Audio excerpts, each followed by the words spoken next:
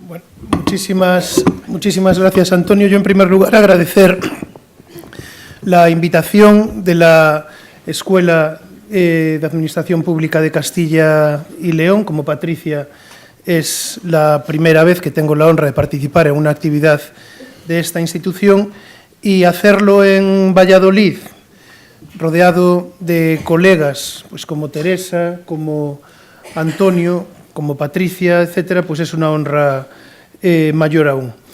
Lo que sucede, y esto es, comentaba ahora en el café, que es algo similar a lo que pasa cuando el Celta, que esté en Coruña, soy del Celta, ¿qué vamos a hacer?, pues va a Balaidos a jugar el Barcelona o el Madrid y la gente va esperando ver a Messi y no ponen a Messi, ponen a un suplente. Claro, aquí en el programa aparecía primero Chema Jimeno Feliu. Siento decirles que la gente que esperase ver a Jimeno, pues está el suplente, pero esperaremos hacerlo con dignidad.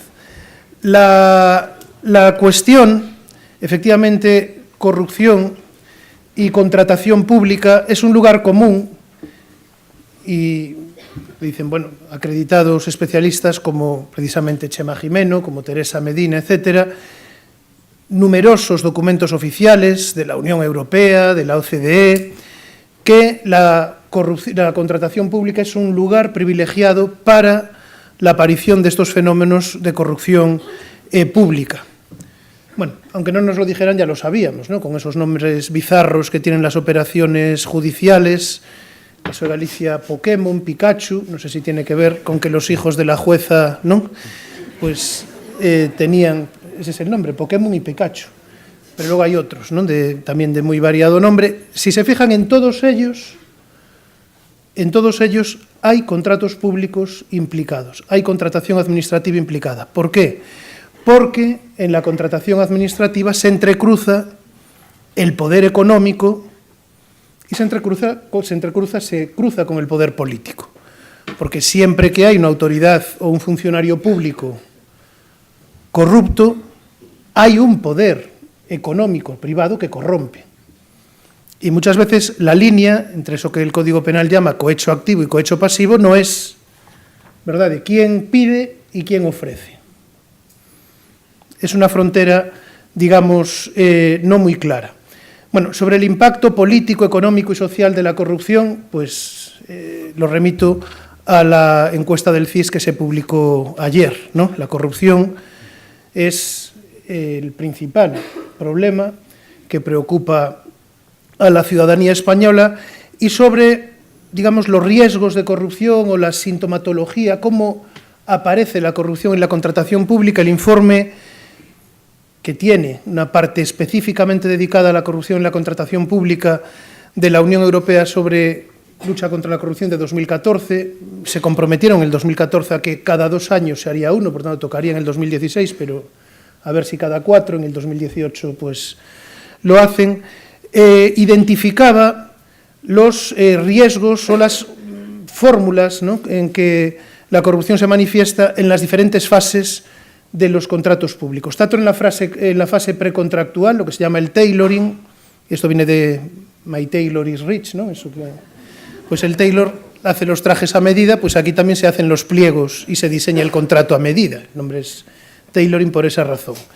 Criterios de selección poco claros o desproporcionados para excluir a determinadas empresas, la no resolución de conflictos de intereses en la fase de adjudicación, el fraccionamiento de los contratos, la contratación directa, habló antes el profesor Fernando Pablos de esta cuestión, la exclusión injustificada de ofertas por considerarlas irregulares o también de licitadores, todas las deficiencias en materia de publicidad y en materia de ejecución del contrato, se refirió antes también la profesora Patricia Valcárcel, pues las modificaciones irregulares del contrato, y también esto es muy importante y conecta con lo que diré después sobre las prohibiciones para contratar, la falta de ejercicios de las potestades de control y sanción que tienen las administraciones públicas. Bueno, por tanto, no extraña que tanto las directivas de 2014 como la Ley de Contratos de 2017 pues a la hora de definir cuáles son los objetivos que persiguen, junto a otros, simplificación de procedimientos, etcétera, etcétera, uso eficiente de los recursos públicos, pongan la corrupción o le den un especial énfasis a la corrupción. Tanto es así que en el caso de la ley española, en el artículo 1, apartado primero, se habla de la integridad, es decir, la integridad es uno de los principios rectores que informan la aplicación, o que deben informar, la aplicación y la interpretación del conjunto de la ley. Y hay toda una serie de medidas a lo largo de la ley que, aunque no estén concebidas directamente como medidas anticorrupción, sí tienen, digamos, efectos a priori benéficos, ¿no?, en la medida en que ayudan a prevenir o ayudan a combatir la corrupción y el fraude en la contratación pública. Bueno, pues por ejemplo, que haya un régimen jurídico más uniforme entre los contratos sujetos a regulación armonizada y los no sujetos para el conjunto de los poderes adjudicadores, sean o no administración pública, es decir, que desaparezcan las instrucciones de contratación en los contratos no sometidos a regulación armonizada de los poderes adjudicadores, no administración pública, pues en la medida en que incrementa la seguridad jurídica, ayuda, ¿no?, a prevenir, digamos, la aparición de estos fenómenos.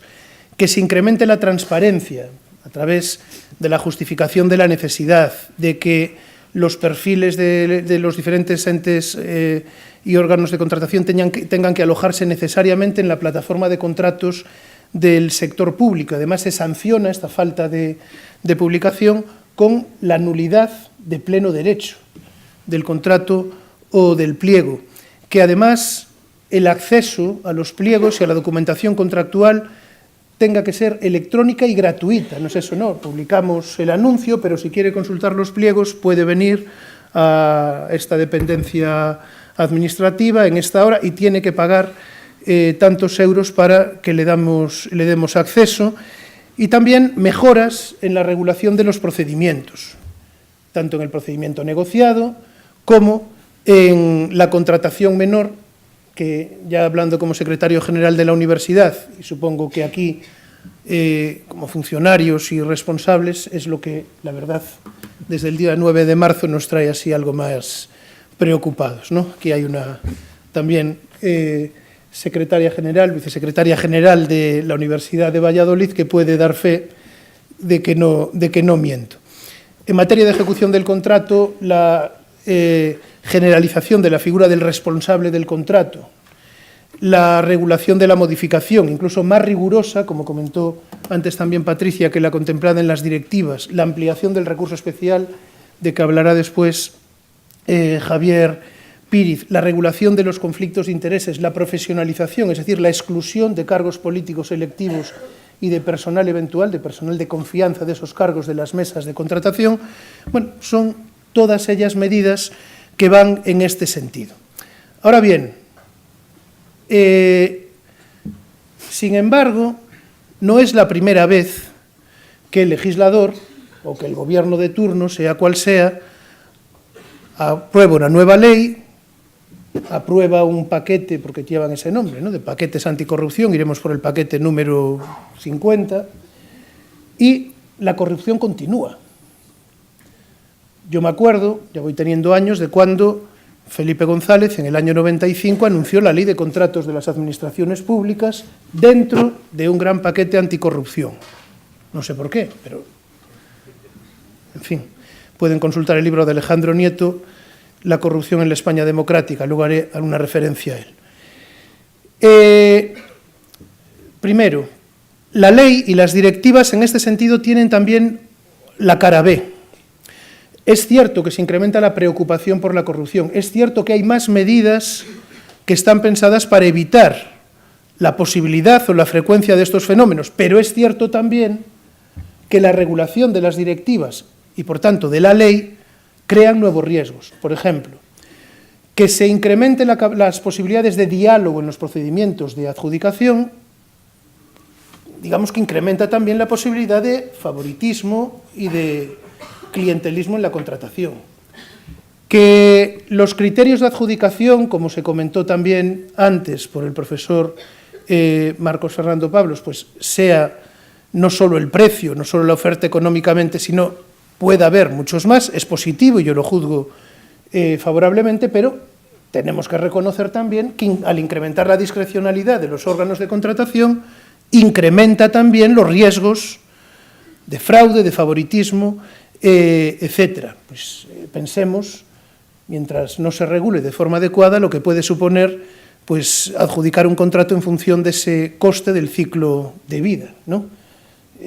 Bien, tiene que haber un control muy férreo y tiene que haber, desde luego, pues incluso la previsión de las consultas de mercado, etcétera. En este sentido, reconoceremos, y aunque es una línea que se inició ya en las directivas de 2004, que las directivas de 2014 suponen un punto de inflexión. Frente a las directivas anteriores, la política anterior de la Unión Europea era, bueno, para controlar a los Estados vamos a reducir la discrecionalidad de los poderes adjudicadores. La directiva de 2014, bueno, parece que hace lo contrario. El profesor Jimeno dice, bueno, es que pasamos de la burocracia a la estrategia. Puede ser, pero sí es cierto que le da mucha más discrecionalidad para negociar, para dialogar, ¿no? Y eso incrementa, se lo sabemos los administrativistas, la discrecionalidad no es mala por sí misma, pero puede tener sus contraindicaciones y, por tanto, y aquí es donde entra Alejandro Nieto. Alejandro Nieto, en ese libro, siguiendo a Reisman, un autor americano, diferencia dentro de las ofensivas contra la corrupción entre cruzada y reforma. Yo, mejor leer a Alejandro Nieto, dice él, la corrupción se merece luchas enérgicas, movilización total de reservas cívicas institucionales, apoyos éticos y hasta discursos patrióticos. Y esto pongan la voz del profesor Nieto, ¿no? Quedaría... Dice, pero cuanto más se vocea, menos nos entendemos y el mejor modo de disimular la pasividad es hacer aspavientos. Dice él, a mí me gustaría salir al campo bajo los pendones de una cruzada y pasar a sangre y fuego las tiendas del enemigo. Soy partidario, no obstante, de actitudes menos belicosas, porque sé de sobra que en estas campañas no se recoge otro botín que el de unos expedientes ya prescritos, ni otras víctimas que intermediarios de segunda fila. Bueno, dice que no se fía de los caudillos improvisados porque su experiencia le dice que a todo lo más pretenden ajustes de cuentas personales y políticos. Es más, decía que el profesor Alejandro Nieto seguía lo que antes dijera un profesor americano, Reisman, que diferenciaba entre cruzadas, estas simbólicas, etcétera, etcétera, ¿no? Con mucha cohetería y tal, pero que poca eficacia, y las reformas, más calladas, más pausadas, pero más eficaces. Y entonces, Reisman, también con algo de humor, dice que la respuesta legislativa de la élite frente a la corrupción estará repleta de componentes simbólicos, pero tendrá los miembros subdesarrollados, maquinaria inadecuada para ponerla en vigor. Está muy bien lo que se diga en la ley y el BOE o los boletines oficiales pueden con todo, pero luego, ¿no? Dice, presupuesto insuficiente, falta de procedimientos y personal, y él subraya, y el nombramiento de personas patentemente incompetentes, que también tienen un valor especial en los sistemas políticos y cosas por el estilo. Concluye, la ineficacia programada es distintiva de las cruzadas. La cuestión es, pues, ¿estamos en este sentido ante una cruzada o una reforma? El tiempo lo dirá. El tiempo lo dirá. Pero sí es cierto, y ahora me voy a centrar en las prohibiciones para contratar, que incluso si lo comparamos con otros sistemas europeos o incluso comparados, internacionales, el sistema español de prohibiciones para contratar, también el que se contiene en la nueva ley, que es la herramienta, una de las herramientas fundamentales para luchar contra la corrupción, es draconiano. Si uno lee la ley, dice, bueno, es que las directivas diferencian entre causas potestativas y causas imperativas. En la ley española son todas imperativas. O sea, parece que los órganos de contratación, ¿no?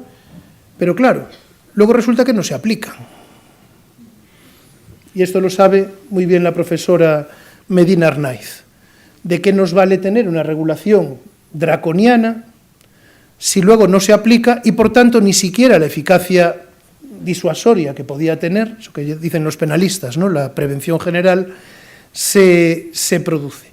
Ahora, además, aparte de la no aplicación, hay otra herramienta legal que introducen las directivas y que contiene la nueva ley, que es lo que se llama el self-cleaning, por utilizar la palabra inglesa, en castellano sería autocorrección, ¿no?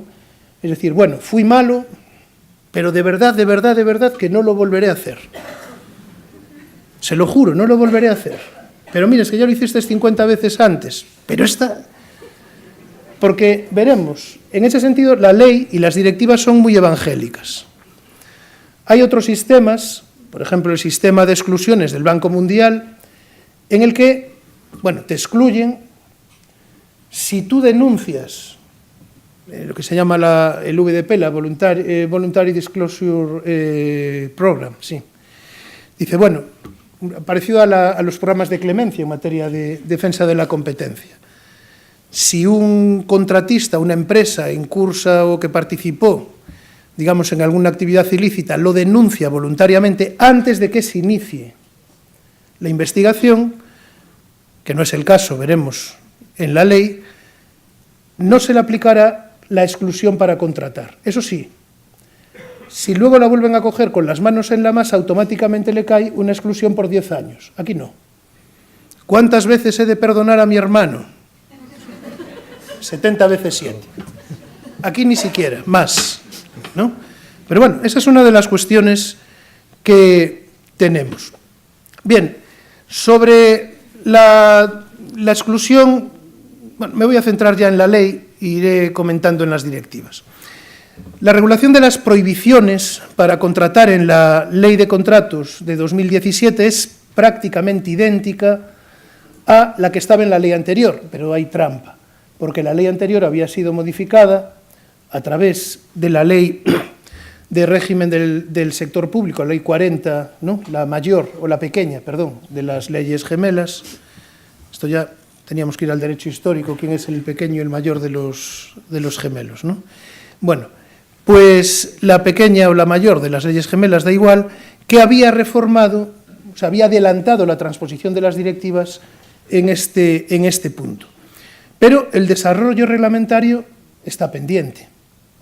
Pero no es que esté pendiente porque la ley se acaba de hacer, es que seguimos con el reglamento de la ley de 1995. Es decir, el reglamento vigente desarrollando el procedimiento para aplicar las prohibiciones para contratar es del año 2001. Se aprobó una ley en 2007, pero no se desarrolló reglamentariamente. ¿Se corrigen algunas carencias? Sí, pero veremos, desde mi punto de vista, el sistema sigue siendo ineficaz. Bien, requisito. ¿Qué naturaleza jurídica tienen las prohibiciones para contratar? Bueno, si hay algo, porque los penalistas aquí también tienen otro tipo de puntos de vista, pero desde el punto de vista del derecho administrativo no son una manifestación del ejercicio de una potestad sancionadora, es decir, en términos jurídico-administrativos no son sanciones. Esto tiene varias consecuencias. No se aplica el procedimiento sancionador, no se aplican, por lo menos no íntegramente, las garantías del derecho administrativo sancionador, el non bis in idem. Oiga, pero no me puede aplicar esta prohibición para contratar porque ya fui condenado por este delito. No hay non bis in idem, es que no es otra sanción, por tanto sí se la puedo aplicar, ¿no? Ahora bien, en la medida en que es una medida o un acto administrativo limitativo, restrictivo de derechos, y de acuerdo con el propio Tribunal Constitucional, estas garantías del derecho sancionador sí se aplican limitadamente. El derecho de defensa, la interpretación restrictiva o taxativa de las normas, las de la ley, artículos 71 y siguientes, que tipifican, que regulan estas causas de prohibición, hay que interpretarlas de forma restrictiva, no extensiva, y toda esta aplicación, diríamos, limitada de las garantías del derecho y del procedimiento sancionador, ahora, también por influencia, de la jurisprudencia comunitaria, se acogen, digamos, al amparo del principio de proporcionalidad. Además, el artículo 4 de la Ley de Régimen Jurídico ya dice que las medidas restrictivas de derechos pues deben, ¿no?, tener en cuenta en su aplicación y las normas que las introduzcan este principio de proporcionalidad. Bueno, esto tiene una serie de consecuencias. ¿Qué finalidad persiguen? Una finalidad, se dice, preventiva. Evitar que la Administración contrate con empresas, con sujetos que, aparte de tener la solvencia profesional, técnica, económica, etcétera, pues no reúnan, se dice así en algunas sentencias, las exigencias de moralidad administrativa, de fiabilidad, se dice también así en la propia directiva, indispensables para contratar por la Administración. Por eso, la declaración de no estar incurso en prohibición para contratar es, junto con la capacidad de obrar y la solvencia, uno de los requisitos de aptitud para convertirse en contratista de la Administración. O dicho de otra manera, quien esté incurso en prohibición para contratar no podrá ser contratista de la Administración. Luego veremos cómo esto se acredita. Decía antes que, a diferencia de las directivas, en la ley española del año 2017, bueno, ya tampoco en las anteriores, no se introduce, no hay una clasificación o una distinción entre prohibiciones imperativas y prohibiciones potestativas. En la directiva sí. Esto quiere decir que nos da igual, es decir, que no tiene ninguna influencia esta clasificación que hacen las directivas entre causas de prohibición imperativas y facultativas o potestativas. No, alguna influencia tiene, por una razón. Primero, la directiva establece que las imperativas tienen que contemplarse, el legislador ya las contempla, y tienen que aplicarse. Ya depende de luego en la práctica que se apliquen o no. En cuanto a las facultativas, aunque en la ley española se contemplen también como imperativas, ahí ya la jurisprudencia europea deja margen. Dicen, los legisladores internos pueden incluirlas o no en las normas de transposición, y luego también permite una mayor laxitud, una mayor margen de apreciación por parte ya de los poderes adjudicadores a la hora de aplicarlas. Por lo tanto, también aquí esta cuestión debe tenerse, desde mi punto de vista, en cuenta. Fuera de estos casos, dice la jurisprudencia europea, las directivas establecen un numerus clausus de motivos de exclusión.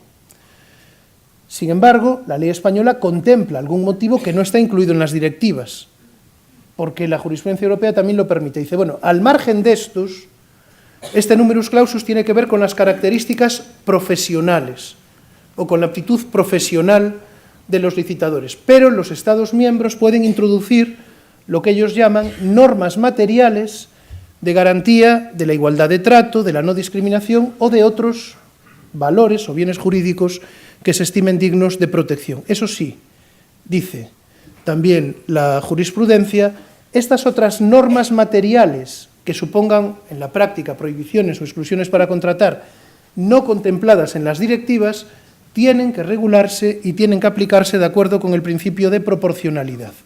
Y esto en la práctica supone, por ejemplo, que no se admiten, hay varios casos, presunciones juris et de jure de exclusión. No, puede haber una presunción juris tantum, pero siempre hay que darle, como pasa con las bajas temerarias, a la empresa o al licitador que está eventualmente incurso en esa posible causa de prohibición, la posibilidad, a través de una audiencia, de decir, no, mire, no hay riesgo para el contrato, yo puedo no ejecutar, etcétera, etcétera. Bueno, sobre los motivos. Hombre, el primer motivo y el que más tiene que ver con la corrupción es precisamente el que se recoge en el artículo 71, apartado primero, letra A, haber sido condenado por sentencia firme por la comisión, bueno, pues de delitos de terrorismo, constitución o integración en una organización criminal, asociación ilícita, etcétera.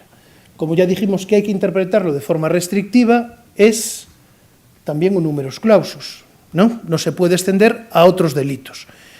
Podríamos pensar, bueno, pues justo aquí se les olvidó, por ejemplo, el tráfico de influencias que estaba antes, o un delito que además se contempla así en el Código Penal, que es el de, creo que es fraude en concursos públicos, me parece. Pues justo ese no aparece.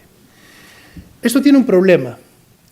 El problema es que al no aparecer aquí, a pesar de tratarse de delitos que pueden llevar aparejada como pena, porque así lo contempla el Código Penal, como pena accesoria, la prohibición o la privación del derecho, es una de esas penas privativas de derechos, del derecho a ser contratista, ¿no?, de las administraciones públicas durante el tiempo que se determine en la sentencia, curiosamente, lo veremos después, a pesar de que haya esa condena penal y a pesar de que haya una sentencia firme, puede haber autocorrección, porque la ley dice que la autocorrección no se aplicará cuando, en el caso del artículo 71.1a, pero puede haber otras sentencias firmes, incluso penales, y por tanto, ahí sí se puede aplicar la autocorrección. Cuestión que desde mi punto de vista supone una transposición no demasiado correcta de la directiva, por lo menos.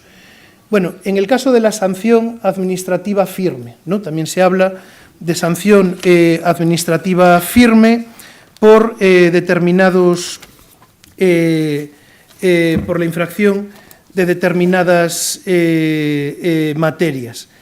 Bien, infracción grave en materia profesional que ponga en entredicho la integridad del licitador o del candidato. Claro, aquí yo creo que hay un problema de técnica jurídica, porque lo que se debería hacer, como se hace en otras causas de prohibición, es una referencia concreta a una ley determinada. No decir así en general, bueno, pues infracción grave en materia profesional. Bueno, ¿y cuáles son esas infracciones graves en materia profesional? También disciplina de mercado. Hombre, podían haber hablado de protección del consumidor, porque disciplina de mercado, quizás aquí, esto lo comenta también Teresa Medina, la ley gallega puede dar una pista, porque la ley gallega de defensa del consumidor de 2012 dice, en el artículo 79, que las infracciones en materia de defensa de los consumidores se considerarán, en todo caso, infracciones en materia de disciplina de mercado. Bueno, en Galicia, pero si cogen la Ley General de Defensa de los Consumidores, no dice nada de esto. La sanción administrativa tiene que ser firme. Ojo, no solo en vía administrativa. Si la sanción firme en vía administrativa es recurrida en el contencioso, hay que esperar por una sentencia firme del contencioso administrativo. Es decir, no existiría el supuesto que permite concurrir a causa de prohibición por esta razón. El concurso y la insolvencia, también. Bien, aquí una cuestión.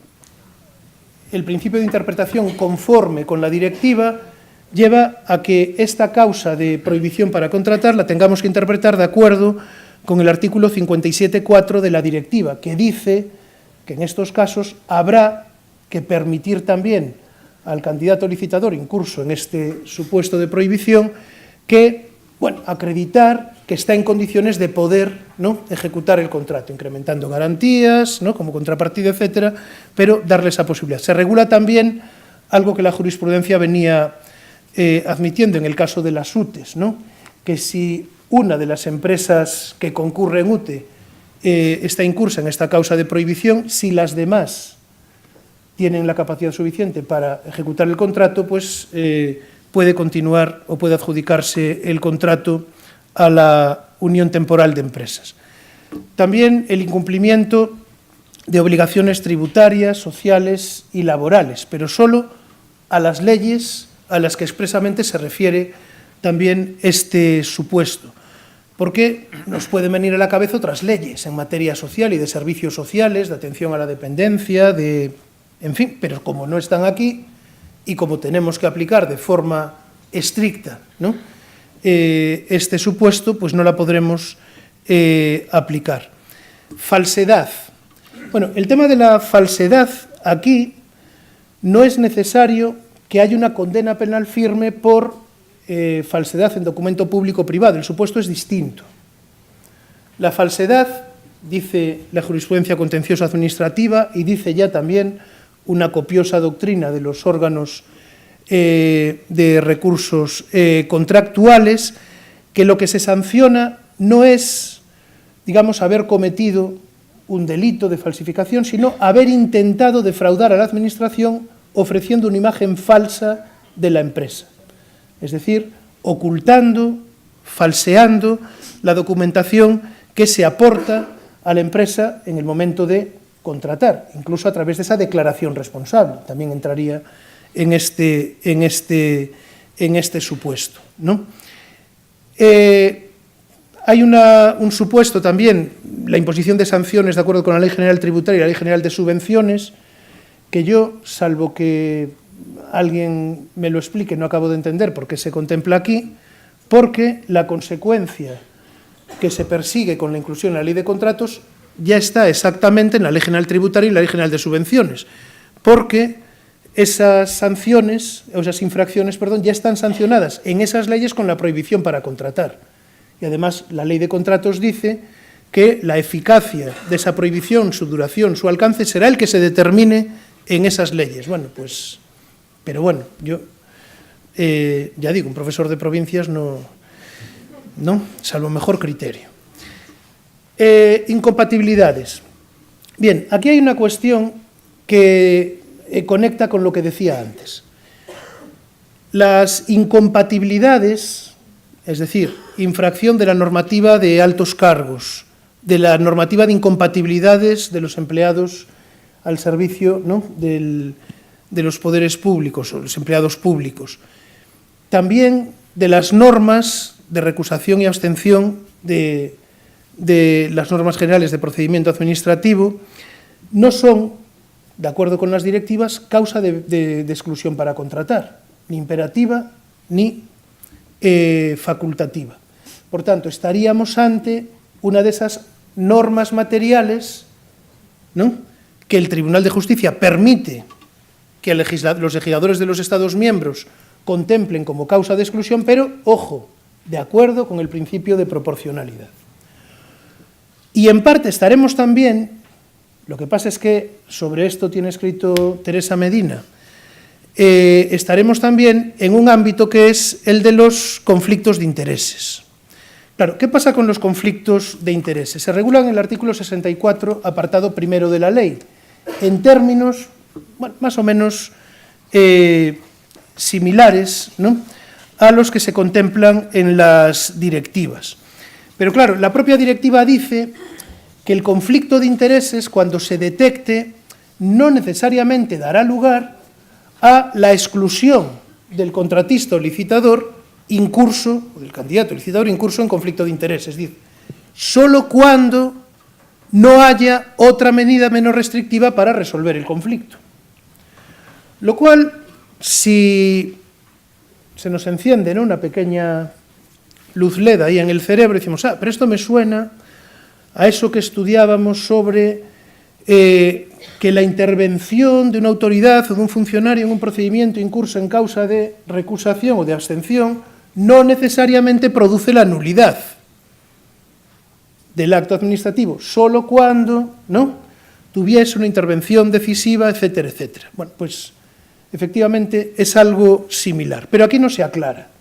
La ley no aclara si esta causa de prohibición que se contempla como tal y que además es de apreciación directa por el órgano de contratación, cosa que no es fácil, porque en el caso de los altos cargos normalmente se dice, bueno, no puede contratar en el plazo de 2 años a partir de que dejase, ¿no?, la condición de alto cargo, de que abandonase el puesto.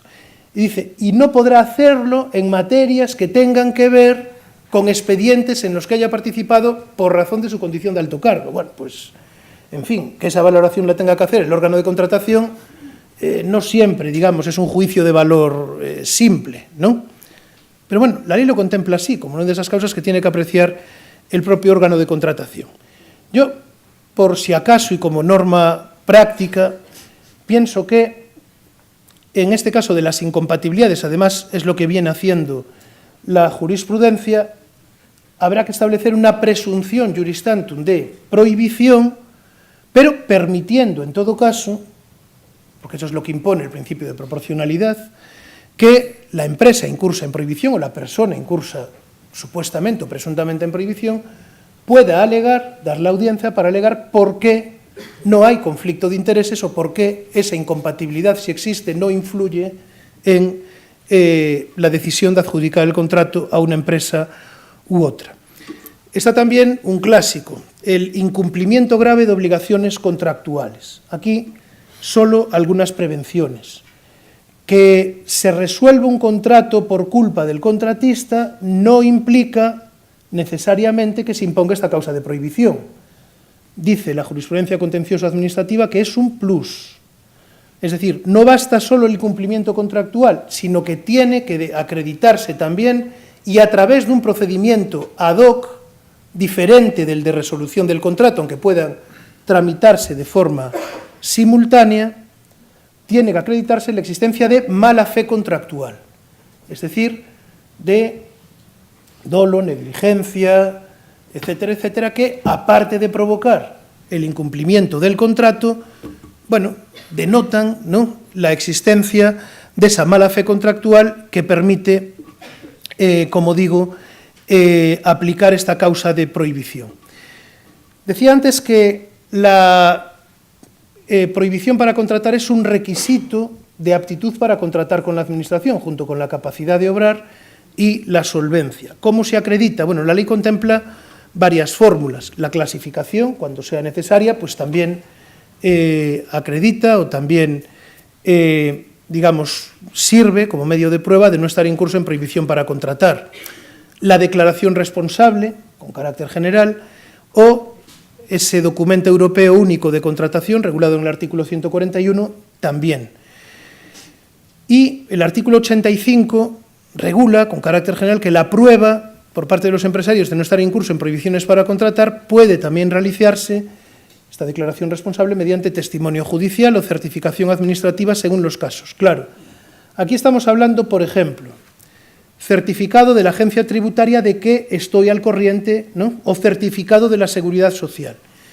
Aquí hay una casuística también, y se resolvió en el mismo sentido tanto por parte del Tribunal de Justicia de la Unión Europea como por parte de los órganos internos, que es, bien, yo pido una certificación de la agencia tributaria, tiene una validez de 3 meses, y me presento al concurso 2 meses después, que es el momento en que presento la oferta, pero el órgano de contratación se huele algo y dice, creo que no, a pesar de que el certificado diga lo contrario, no está al corriente, podía estar al corriente hace 2 meses, pero no ahora.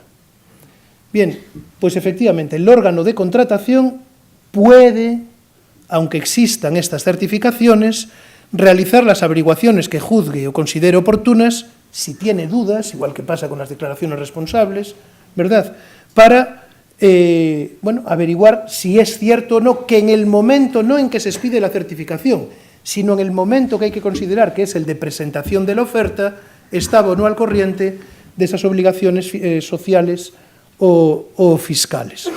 Bien, y aquí sobre el procedimiento. Vamos a ver, el procedimiento se regula, como digo, en el reglamento de la Ley General, el Reglamento General de la Ley de Contratos de las Administraciones Públicas del año 2001 y se seguirá aplicando en todo aquello que no sea contrario a lo previsto en la ley. Y lo que dice este procedimiento es que hay 3 momentos, 3 acciones, ¿no? Hay que apreciar la existencia, la concurrencia o no de una causa de prohibición para contratar y después hay que determinar su alcance y su duración. Digamos que son 3 actuaciones distintas. Como en los programas de cocina ahora de la tele, lo reservamos, volvemos después sobre esto. Bien, competencia.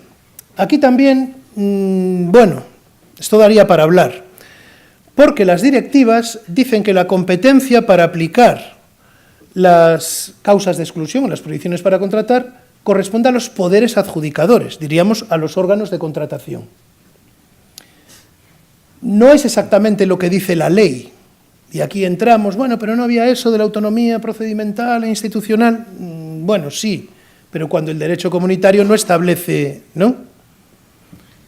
Entonces, aquí se establece para determinados supuestos una centralización de la determinación de la existencia de esas causas de prohibición a través de un procedimiento específico en el Ministerio de Hacienda. En concreto, las causas de las letras A, condena firme, ¿no?, por alguno de esos delitos; B, sanción administrativa firme en materia de disciplina de mercado, y también en la letra E, que es lo de falsedad, ¿no?, decíamos. Entonces, ahí es el Ministerio de Hacienda, aunque sea el Ayuntamiento de Valladolid, el órgano de contratación, o la Consejería de Agricultura de la Junta de Castilla y León. Ministerio de Hacienda. En los demás casos, el órgano de contratación. Y hay otra distinción. A veces, la apreciación se realiza de forma directa. No es necesario un procedimiento. Si tengo una sentencia con una condena penal firme, y dice, no, pues, oiga, lo aplico y lo excluyo. En otros casos, será necesario tramitar un procedimiento ad hoc de acuerdo con lo dispuesto en este artículo. Bueno, yo les voy a... Bueno, aquí también, claro, el procedimiento. El problema de la legitimación de terceros interesados. Si aquí consideramos que se trata de una sanción, la potestad sancionadora solo se ejerce de oficio. No se puede iniciar un procedimiento sancionador a instancia de parte. Puede haber un denunciante, pero la condición de denunciante no supone, ¿verdad?, no supone, ¿verdad?, la condición de interesado, ni obliga a la Administración a iniciar el procedimiento, a pesar de que ahora la Ley 39/2015, bueno, regula la denuncia y le da una serie de derechos al denunciante sin llegar a convertirlo en... Aquí también hay varios casos.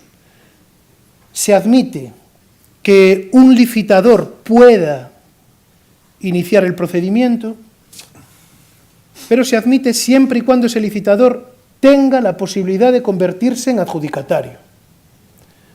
Se excluye que asociaciones profesionales, etcétera, que sí están legitimadas para interponer el recurso especial, puedan solicitar la aplicación de una exclusión, porque dicen tanto los órganos de lo contencioso como los órganos administrativos de recursos contractuales, no, ustedes no tienen interés legítimo porque en ningún caso podrían ser adjudicadores. Incluso hay una sentencia del Tribunal Superior de Justicia del País Vasco en que el tercer, digamos, clasificado, que es el que pues también le niegan, confirmando lo que había establecido el órgano de recursos contractuales, le niegan esa legitimación. Dicen, no, porque aún en el caso de que excluyéramos a este, usted no sería tampoco adjudicatario, sería el segundo. Bueno, yo creo que ahí ya es un poco extremar el celo, pero vale, esa es una cuestión. También se regula la prescripción y la caducidad de este procedimiento. La prescripción, en el caso de la letra A, condena penal firme, será la prescripción de la correspondiente condena penal, ¿no?, de la pena. En los otros casos se establecen otras reglas. Pero como supongo que dentro de poco, exacto, me van a pasar el fatídico papel, quería comentar con ustedes un caso. Esta es una resolución para que veamos lo que decía yo antes, que podemos tener unos sistemas y una regulación aparentemente muy estricta, muy rigurosa, que luego en la práctica falla. Esta es una resolución del Tribunal Administrativo Central de Recursos Contractuales de 14 de julio de 2017. Y el caso es el siguiente. La Junta de Gobierno Local de Palma de Mallorca va a adjudicar un contrato de servicios, materia creo que de juventud, y bueno, pero serán 600 y pico mil euros, no, o sea, una cantidad respetable. Y antes de la adjudicación le llega una información, dice, oiga, pero esta empresa, la adjudicataria, antes de formalizar, resulta que el administrador de esta empresa fue condenado por sentencia firme por uno de esos delitos que están en la letra A ahora del artículo 71, ¿no? ¿De acuerdo ahora? Bien, supongo que el órgano de contratación dice, ¿dónde me estoy metiendo? Dice, por lo que pueda pasar, vamos a consultarle al Tribunal Administrativo Central de Recursos Contractuales. ¿Qué debo hacer? Y lo que le dice el tribunal es, primero, efectivamente, sí existe una causa de prohibición para contratar. Esta empresa no podría contratar con la Administración. Pero, como la sentencia que condena al administrador no determina, una sentencia importante, no determina el alcance de la prohibición, es decir, como la sentencia no dice prohibición para contratar por 5 años, o 6, o 7, claro, no lo puede usted excluir, porque hay que iniciar un procedimiento ad hoc por parte del Ministerio de Hacienda, que será el que determine el alcance y la duración de la prohibición. Por tanto, sigue siendo licitador, usted no lo puede excluir, eso sí, le aconsejo que suspenda el procedimiento, lo cual, decía un amigo mío, también profesor de Derecho Administrativo y que estuvo en la Consejería de Cultura gallega, saben esto de obras y aparece el resto de un castro, ¿no? Que normalmente le dice, saca la piedra de ahí, pues esto es igual, El órgano de contratación se encuentra con que puede haber... Dice, ¿y qué tengo que hacer? No, nada, usted suspende durante 6 meses, que ya en el Ministerio de Hacienda le vamos a abrir el procedimiento, tramitamos, y dentro de 6 meses le diremos, con el contrato paralizado, si puede o no puede. Pues va a ser como la piedra del castro. Échale el hormigón encima y aquí nadie vio nada. Esto no lo estarán grabando, ¿no? Bien. Porque en la práctica, lo que quiere un órgano de contratación es contratar. Y si todo se hace bien, se comentaba en las ponencias anteriores, esa causalización de la contratación pública, hay que acreditar la necesidad, presumimos que existe esa necesidad, y lo que quiere la Administración es satisfacerla cuanto antes, no esperar, ¿no?, a que se tramite el procedimiento. Bueno, yo creo que esto se podría resolver con una regulación mejor.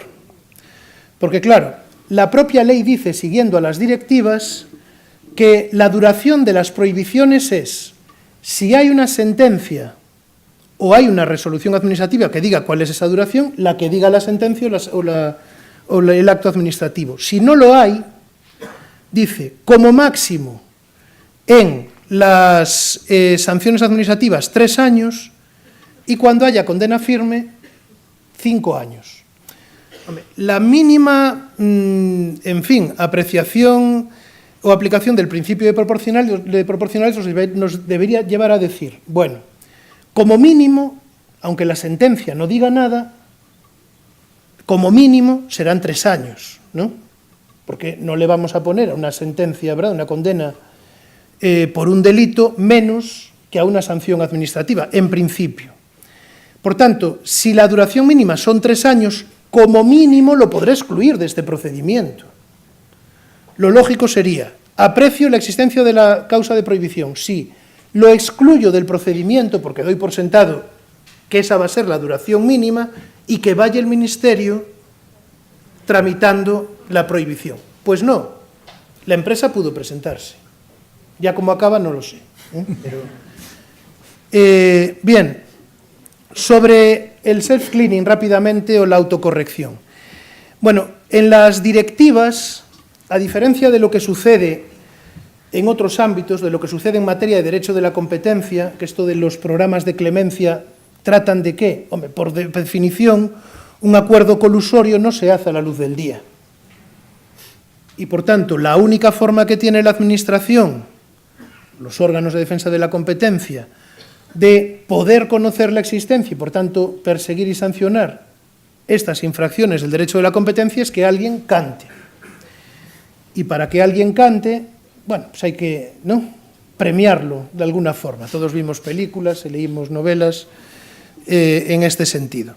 Pero, ojo, en el ámbito de la contratación administrativa, tal y como se regula en las directivas y en la ley, no es un programa de clemencia. Es decir, no se trata de voy a incentivar la colaboración con una reducción de la duración de la prohibición o incluso no.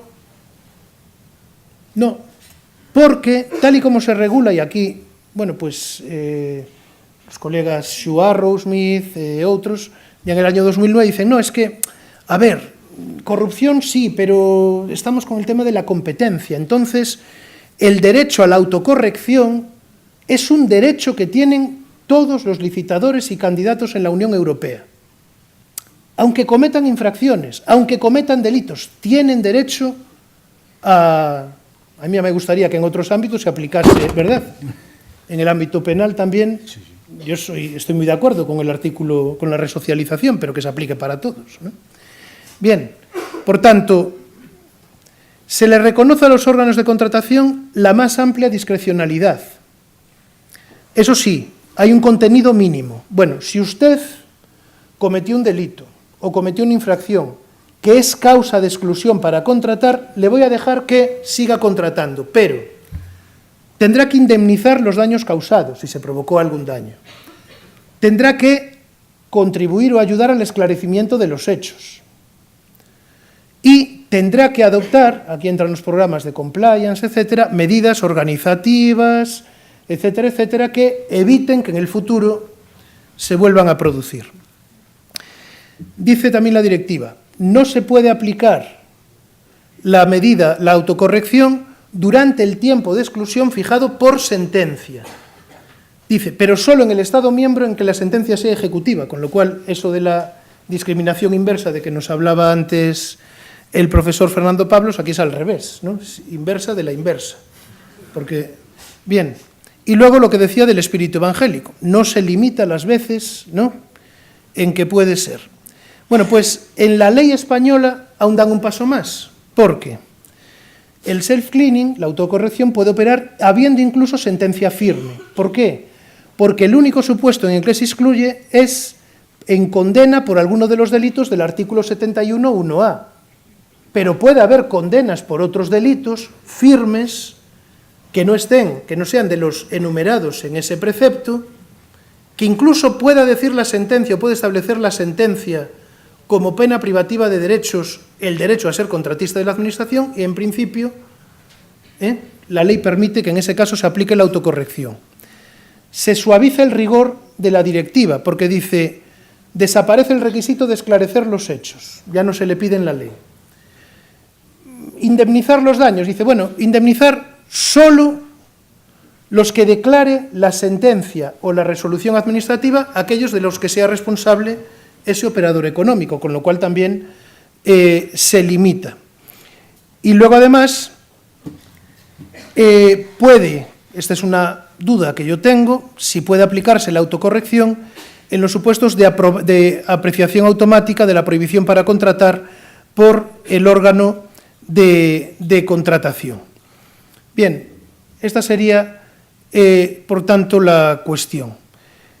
Efectos, y ya acabo, de las prohibiciones para contratar. Bueno, pues que no puede uno contratar con la Administración. ¿Y qué sucede si se descubre la existencia de una causa de exclusión después o ya formalizado el contrato? Bueno, pues dicen las directivas que será causa de rescisión del contrato en la versión española, la versión inglesa habla de termination, que es un término, digamos, a propósito, se buscó así, neutro, ¿no?, para recoger, pues puede ser rescisión, puede ser anulación. La ley española dice nulidad.